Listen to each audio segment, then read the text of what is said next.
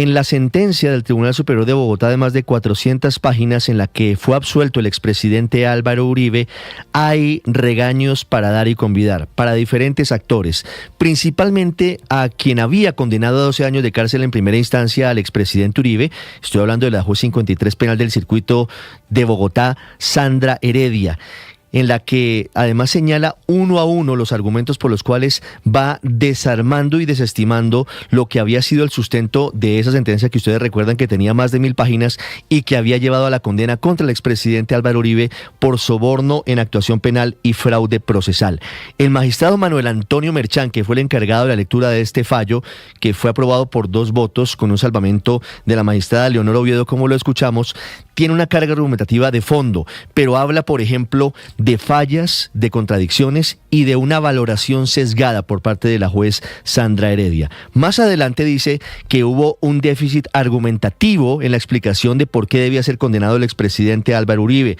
Después habla de que la sentencia de primera instancia tiene una deficiencia estructural y está plagada de sesgos retóricos. Y en otro punto dice que había una falta de motivación para la decisión que adoptó, y gracias a algo que es muy importante y central de lo que dijo el magistrado Merchán, y es que él dice que hubo un desconocimiento del principio de la sana crítica, que es el eje de las valoraciones que hacen los penalistas. Y luego sigue en el memorial de agravios, dice que hubo errores metodológicos, que hubo falacias interpretativas, que hubo valoración sesgada de las pruebas y que no hubo respaldo objetivo. Además señalan los magistrados que la sentencia de primera instancia fue contradictoria, que descalificó testigos de la defensa del expresidente Álvaro Uribe por motivaciones políticas y que valoró apartes de testimonios, por ejemplo, de Carlos Enrique Vélez, a pesar de que se sabía de su mendacidad, es decir, que era un mentiroso.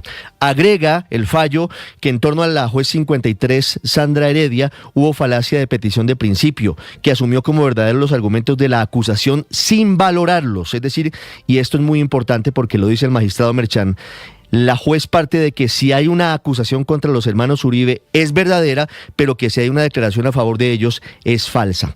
El elemento central inicial de la sentencia son las interceptaciones telefónicas que se hicieron al expresidente Álvaro Uribe, porque se hicieron a través de otro proceso contra el congresista Nilton Córdoba Manyoma. Concluyó el tribunal que allí hubo una afectación a la intimidad. Y hay otro elemento muy importante, y es que el magistrado y el tribunal dice que la juez hizo una valoración muy distinta frente a 2 casos. Por ejemplo, que desestimó el peritazgo del celular del hoy magistrado del CNE Álvaro Hernán Prada porque argumentó que se había comprometido su integridad a pesar de la explicación del perito forense, pero con ese mismo argumento sí aceptó, por ejemplo, el reloj espía de Juan Guillermo Monsalve y los chats de la Fiscalía, que eran pruebas en contra del expresidente y que tenían los mismos elementos técnicos del celular de Álvaro Hernán Prada, del que no acepta, pero se acepta la valoración del reloj espía de Monsalve y los chats de la Fiscalía. Y sigue el memorial de agravios. Dice que los argumentos de la juez Heredia fueron vagos, fueron subjetivos y fueron imprecisos. Y agrega esto al final de la sentencia. La juez omitió el ejercicio lógico de contrastación, lo que le impidió establecer si existía una contradicción demostrable entre las versiones ofrecidas por los testigos. Esta omisión, esto es textual, imposibilita la configuración de un delito. Pero no solamente el regaño del tribunal fue a la juez Sandra Heredia, también lanzó duras críticas a la actuación de la Fiscalía, tercera delegada ante la Corte Suprema de Justicia, al argumentar en la primera instancia cuando fue condenado el expresidente Álvaro Uribe, y de Contera regaña a los magistrados de la Sala Penal de la Corte Suprema de Justicia en 2018, en particular sin mencionarlos, a José Luis Barceló y a Luis Antonio Hernández, quienes habían sido los responsables, sobre todo el doctor Barceló, del episodio confuso de las interceptaciones telefónicas que vía Nilton Córdoba terminan escuchando al expresidente Álvaro Uribe y a su abogado Diego Cadena. Radicada ante el Congreso la reforma eléctrica del gobierno de Gustavo Petro, radicada ayer por el ministro de Minas y Energía, Edwin Palma, ante la Secretaría de la Cámara, con un proyecto de 13 páginas y 14 artículos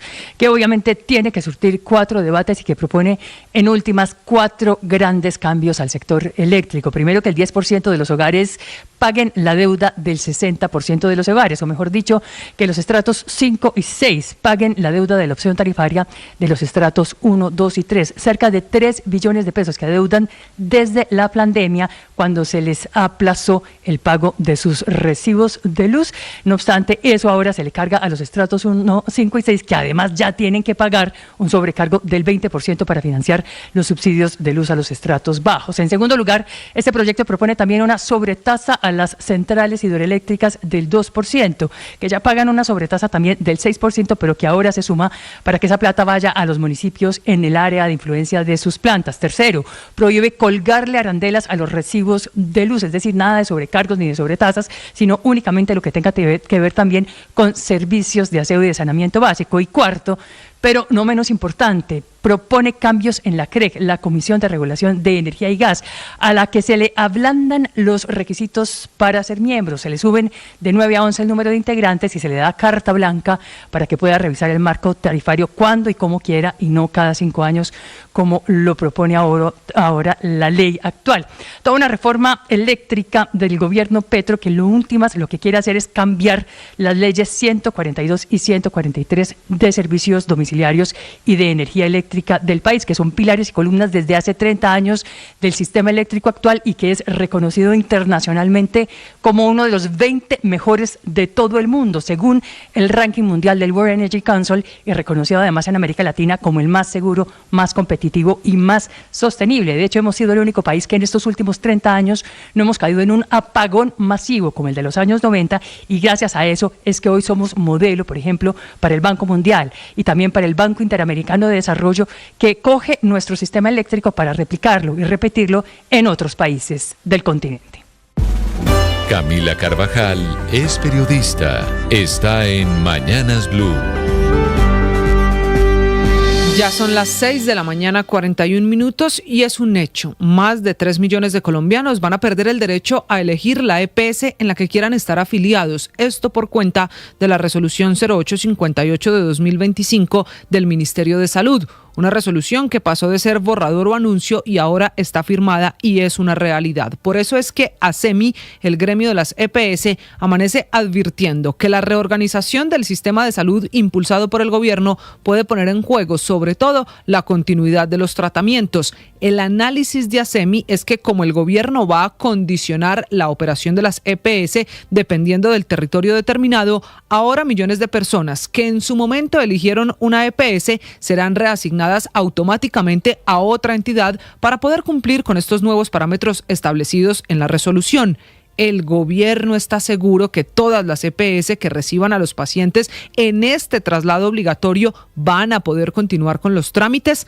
ASEMI tiene sus dudas. Con la reasignación de los usuarios, el gobierno va a definir directamente cuáles EPS operan en cada territorio. Es decir, el Estado asume el control completo de la oferta de las EPS en los municipios y departamentos. En este sentido, los habitantes de regiones apartadas solo van a ser atendidos por una, máximo 2 entidades que queden habilitadas en estos lugares, mientras que en las grandes ciudades la oferta podrá extenderse, según el cálculo de la resolución, a 5 o máximo 6 EPS, dependiendo de la capacidad operativa que determine y autorice el ministerio. El gobierno metido en esta reorganización de los pacientes, mientras parece que se sigue haciendo el loco en la actualización de la UPC. Las mesas técnicas que fueron ordenadas por la Corte terminaron en septiembre y el ministerio tenía hasta el pasado 2 de octubre para el informe respectivo, pero el plazo se acabó y la UPC nada que se actualiza. Aquí no importa el nombre, el letrero, a la gente poco le dice si la pasan a la EPS X o Y. Aquí lo que importa es la atención, que en todas las regiones del país se garantice la continuidad de los tratamientos y la atención de los enfermos. María Camila Orozco es periodista. Está en Mañanas Blue. Ahora son las 6:43 de la mañana. La otra noticia judicial en Colombia es la segunda condena por el homicidio de Miguel Uribe Turbay. El sentenciado es Carlos Eduardo Mora, alias El Beneco. Es el conductor del vehículo Chevrolet Spark que aparece en uno de los primeros videos que fue grabado en el parque el Golfito, donde se ejecutó este ataque. Pagará 21 años de cárcel, así lo pactó en un preacuerdo que firmó con la Fiscalía por los delitos de homicidio agravado, porte ilegal de armas y concierto para delinquir, aunque inicialmente había negado cualquier participación en este homicidio. Es el hombre que a cambio de 5 millones de pesos reconoció el sitio exacto donde se iba a perpetrar el homicidio y que manejó uno de los carros en los que llegaron otros de los implicados a entregarle el arma de fuego al menor sicario. Esta es la segunda condena que logra la Fiscalía. La primera fue para alias Tians, el menor de 15 años, y esta